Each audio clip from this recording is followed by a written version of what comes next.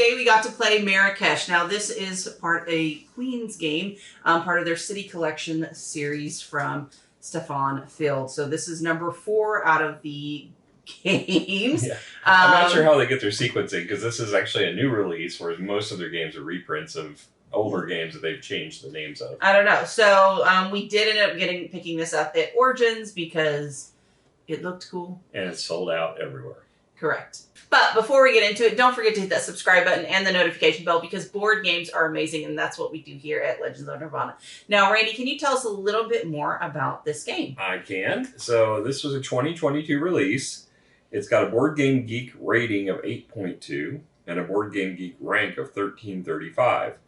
2 to 4 player game. Average length is 120 minutes. I think our games have all been longer than that, but I guess you could if you were used to the rules and speedy on it.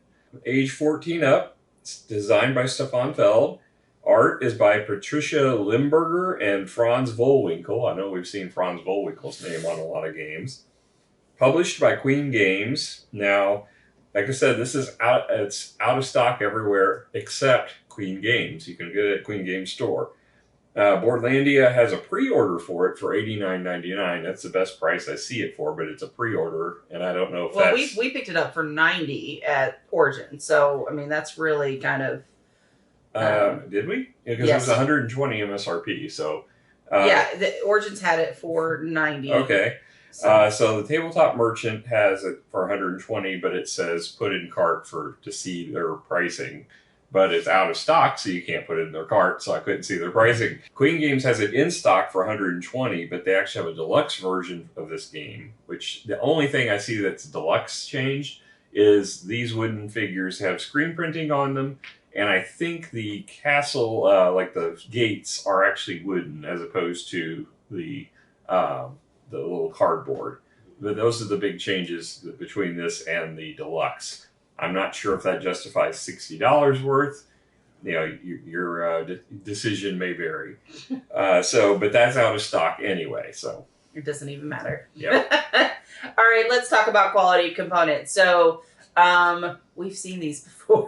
You get a lot of little cylinders. But in a plethora of colors. Mm-hmm. Some are a little bit too close to one another, especially in dim lighting. Yeah, the white and tan can get pretty... And the brown and purple, I think, are the two that are most problematic in the lighting. Well, I mean, y'all can't see, so that's fine. And then there is actually a lot of room for upgradability here, mm-hmm. like your water tokens, your coins, your dates, all this stuff could be upgraded. But they didn't. Yeah, these are all cardboard. They are all cardboard. So I'm really sad to hear that the deluxe version isn't very deluxe, because this is not... I mean, it's a lot of cardboard chits. I mean, that's really what it is. You got a lot of cardboard tiles. These are wooden, but I don't even know what they look... Oh, they're people with hats. They're people's heads, yes. With hats. But, other than that, I'm going to give it a 5. It's just like Catan. I mean, it's just cardboard. I would give it higher because of the inlaid board. I forgot about that. The inlaid player boards are amazing. I really like them a lot. Okay, I'll give you there. It deserves a little bit more than that. I forgot about that. And you do get the dice tower. Yeah. I did forget about that piece of it as well. Yeah, it's assembly. It's not the best assembly in the world. I'm hoping it'll fit back in the box once we take this game down. But it works very well during the gameplay. Yeah, so, what do you think is an appropriate score? Because you're right, 5 isn't quite... I was going to give it a 7. Yeah, I think that's probably more accurate, because I forgot about the inlaid boards, and I forgot about that.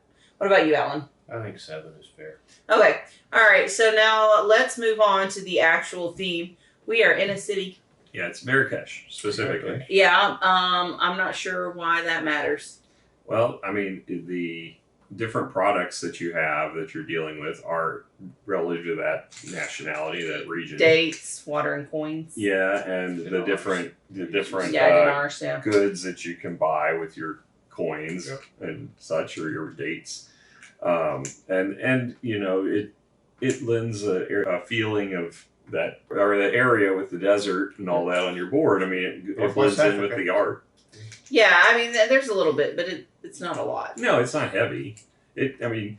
Most obviously, if they could take Feld's games and pick them up and move them to another city, thematically it's layered on. I mean, it's not going to be intrinsic to the gameplay, but I think this is appropriate for this game.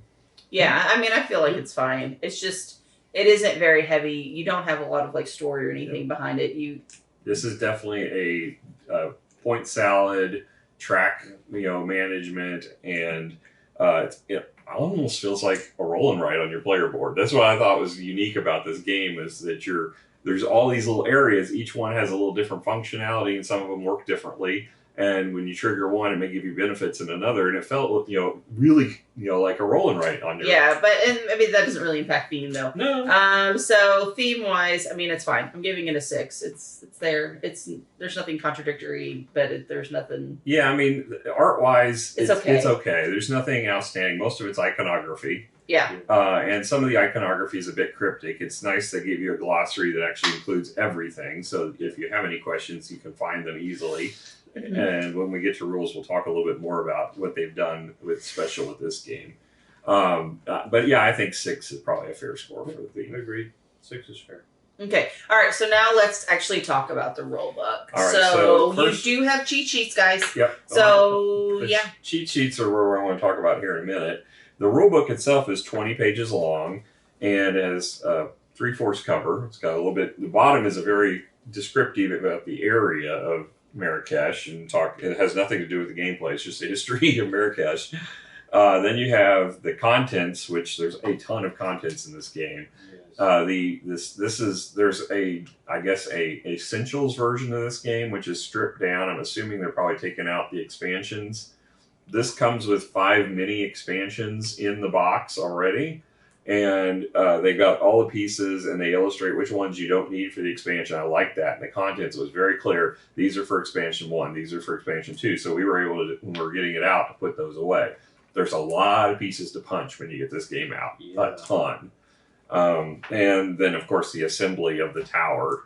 But the rulebook is actually very easy to read. It's a 20 pages, I mentioned, but it's only 14 of that is actually the rules for the base game. After that, you get into the rules for the expansion. There's an advertisement for the other games in there. So there's, it's not a hard read at all. There's they have illustrations that were really helpful to teach the game, but there was a little confusion on which things there's so many little minute rules about which one, the actions you could take multiple times, which ones you can only take once, so you had to get that down. Now the cheat sheet provides some of that. Most of everything you need on an action is right here on your cheat sheet, but some of them don't specify if you can only buy them once, whereas other ones do, which makes it a little more confusing. But what's really cool about the cheat sheet is they put the QR code in the upper corner, so if you had any questions, you can scan it. It'll give you the rulebook in electronic form right there on your phone, and you can look it up yourself without having to pass the rulebook around, which we never took advantage of, but I thought that was a really cool idea. And also, on each one of these actions, they have a page in the rulebook labeled on the thing. So if you do have confusion, it tells you exactly what page to turn to in the rulebook to look up that question. So I thought that was really clever. On the other hand, they have a cheat sheet on the back of your little tiny screen that is full of iconography and very tiny to read. This we never even used. It was so impractical. I didn't even look at it until he pointed it out just now. So, the good news is there's some really good things about it. There's some kind of meh things about it. I'm still thinking this is way above average for the way they've done the rules. And I'm going to go ahead and give this an 8.5. I think it's... Yeah, I think with the cheat sheet, having the actual page numbers you need on there is brilliant. Plus the QR code, that's spot on. I don't think I've seen this before on your cheat sheets, and I think that should be a thing. Yeah, I do too. I think this was very clever, and more people should take advantage of that. Yeah, do this thing. That's a brilliant thing. All right, so let's move on to the actual gameplay. It's complicated. No. All right, so basically at the beginning of the game, you're going to have one each of these they call them peshies. Yes, and everyone's going to have the same one. But you are going to go and you're going to pick 3 of them, and that's going to determine your actions for the round. Now, you're asking yourself, Miranda, that's a lot of Keshis. I'm like, yes, I agree. what actions am I going to take? Analysis paralysis is a thing specifically in the earlier parts of when you refill, which you're going to refill 3 times. And so that's where this cheat sheet comes in handy. It goes over each of the colors and it tells you what you need to know about them. And so you're going to pick out 3 of those colors. These gentlemen here will also pick out their colors. And they all correspond to your player board. So all of your actions are pretty much done in your player board. Correct. There's a few that correspond to some stairwells that are on the board, but most of your actions are on your player board. Right. So everyone's going to get their 3, and we are going to reveal them at the same time. And then you, depending on the color, you're going to put your workers on each of the color locations on your board. Now, then all of these will be getting to go, and it will go in the thing. I'm not going to be able to do that. If you could, drop them down. And then we go into the drafting phase. Now, it would be everyone's little tokens, and then we would set up the board to begin drafting. Now, I'm the first player, so I'm going to pick the first set. And so I'll pick up my blue, and I'm going to place it on my board. Now, when you place them, they give you strength in that action. And so the more blue you have, the more movement on the river, the more gray you have, the bigger of a advantage that you can buy, because most of those are either scrolls. Yeah, they're scrolls. They're either instant action, instant actions, or they are long-term effect, consistent effects throughout the game. So it kind of bends the rules a little bit for you. That's one example. But again, the strength modifies what you can do. And then when you go to place them, then it's time to actually activate your workers. So once everyone has drafted until all of them are gone, then you're going to remove. So the first player will remove all 3 of their workers, and as they remove, they're going to take those actions.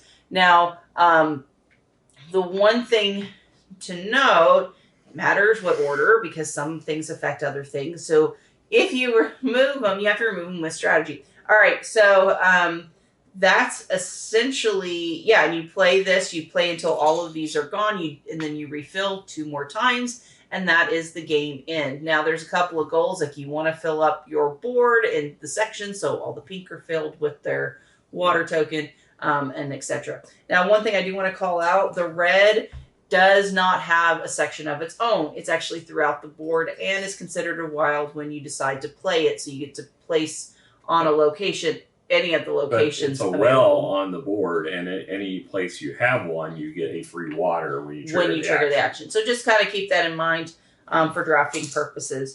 That's the light version. Yeah. Of the game. Yeah, which there's also an addition. Each round you're going to score based upon how far you are down the river, which gives you perks along the way. Also, when you drop them into the tower, the cubes, or not the cubes, but the keshis, only some of them are going to come through. So they get stuck in the thing. This is similar to, we played a monster, like an RPG. There is shaping inside there. So we played an RPG type game that had that function. We said at the time we didn't really enjoy that game as much because there were a lot of issues with the rulebook and such. But we thought that mechanic was really cool. And it's like, that could be a really good part of a good game. This is that game. So I think there's a lot of good things to say about this game. Specifically, it is a point salad. It's one of your favorites. Mm-hmm. There are a lot of interesting. I love the board building. I'm a builder at heart. I can't help myself. So I like the fact that you're building a board. You're building those actions.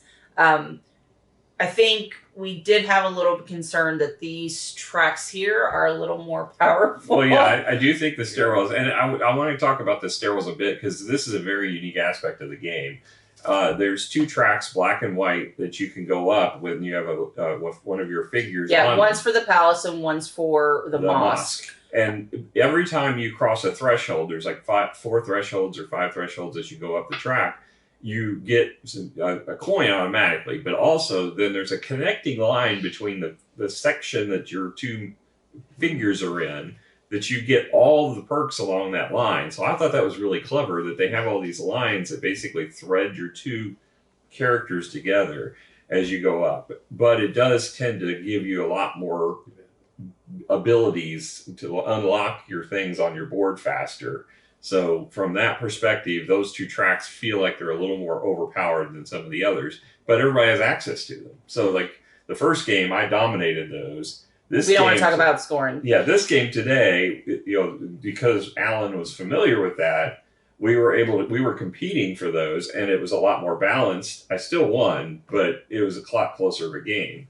Yeah. So I think, and then you played with Andrew, who hasn't played before, right? We did advise him up front. Yeah. So, but, overall, though, I think I actually really enjoyed this game. So typically I have another activity waiting for me.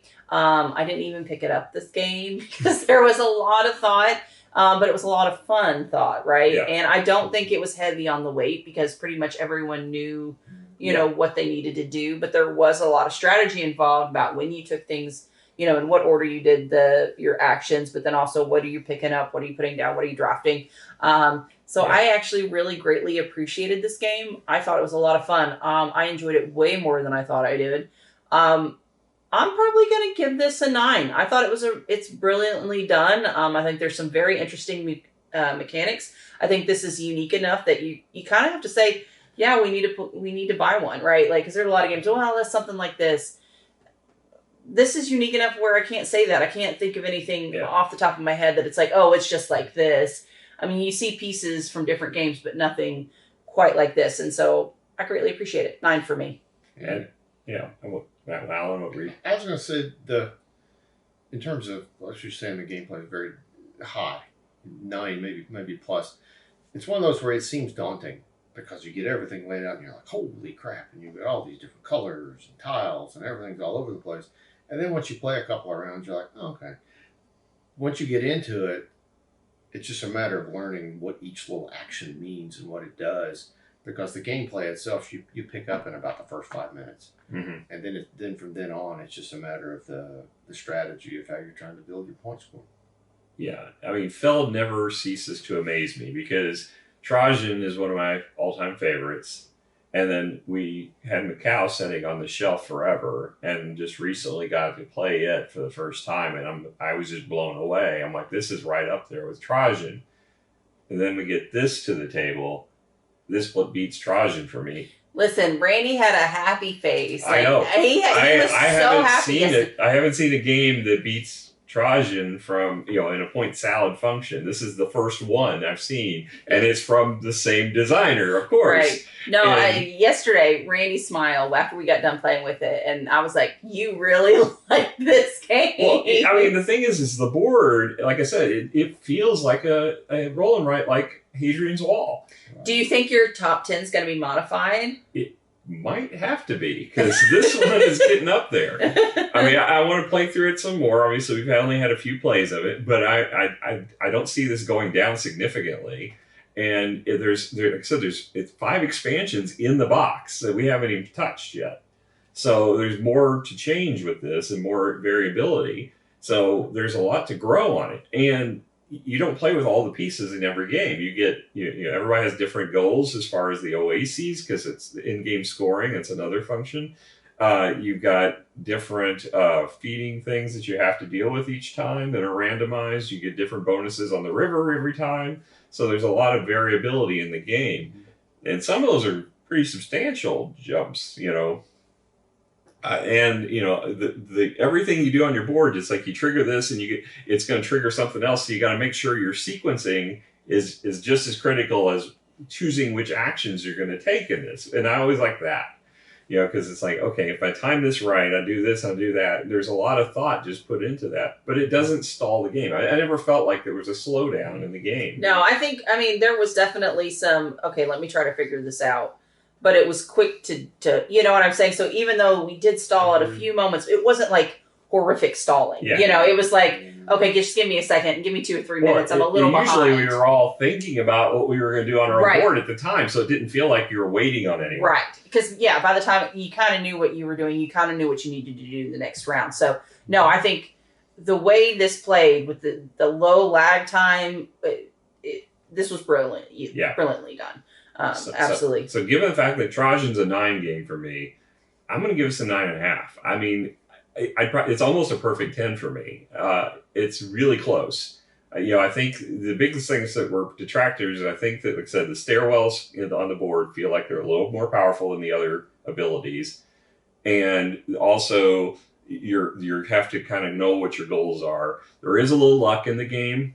Not a big deal. I didn't find it to be a problem, but I know I've seen some other people complaining about the luck. If you like pure strategy games with no luck, obviously when you drop the caches in, like there was a couple times where I put in colors today. Like I was wanting to trigger this track, so I put the color in and it didn't drop out. So I got none of it.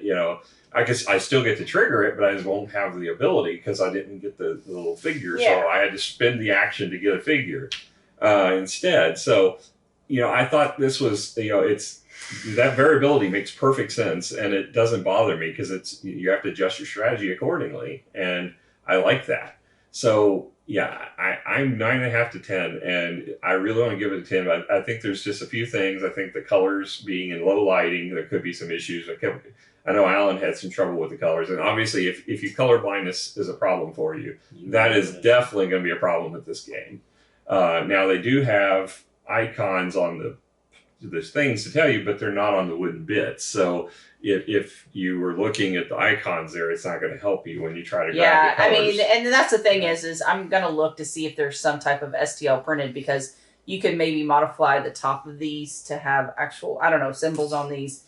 There's a lot. They have a lot of upgradability here that could happen to make the quality and make it this just eye popping. Like the gates could be 3-dimensional but fit in the same slot. There's a lot of things they could do. I think that's what the Deluxe did, was make those 3-dimensional and stand in those slots, which is that's the one thing I would have liked to have, but for $60 price differential, it's not worth it. Because I'll be honest, they should have went with metal coins. They could have done with 3D of the dates, which would have been great. They could have done something. Some translucent. Well, I think. Yeah, they could have just done an image on here or something that people could understand. There's things that they could have done. Well, I think they sold the metal coins separately for all of their games, and that's what I don't like is that, because I guess to keep the price of these productions down, they took all the coins and sell them as a separate set for each of the. Well, because coins are, city games. but they're pretty pricey, and if people don't want to pay for it, it's their choice to do that. I don't know why you didn't get the coin. Honestly, I didn't know to realize it. I wanted to know. Well, no, I'm saying this kind of game, it was not labeled like all of the other ones. The deluxe ones are under that new look with the gold trim, and they have like the auburn backgrounds on them or whatever. So I didn't know this was part of that same collection. But I showed you that they had all the coins. Well, they had all the coins for the deluxe games, is what I'm saying. I didn't know if they had Marrakesh coins. They are going to be a Gen Con. We know where the Queen booth is at Gen Con, we will find it one way or the other. My poker chips we could have got out, but no, because the sizing, those poker chips would have just been too big. Well, the thing is, those coins, we ran out of them in this game, and that's another thing. There's not enough resources, and technically they're infinite. You don't run out. Yeah. So we had to end up using other substitute things, but it was only during the final scoring. And if you wanted to, you can always just go get your roll of pennies. Yeah. So, there's a lot of things we could substitute for all this stuff. We got those new water pieces for that, but I don't know if there's enough of those. With 4 players, you're going to run out. Yeah, 4 players, you're going to run out of resources. Agreed. Yeah, so definitely I'll be looking and see if I can't print something to keep in here. Yeah. All right, guys. Well, thank you so much for joining us. We had an absolute blast. Absolutely, I definitely think you should probably check this one out if point salad is your thing, and engine building's your thing. And it should be your thing. Not everyone's into that. All right, guys. Well, thank you so much. We greatly appreciate hanging out with you. Bye. Bye.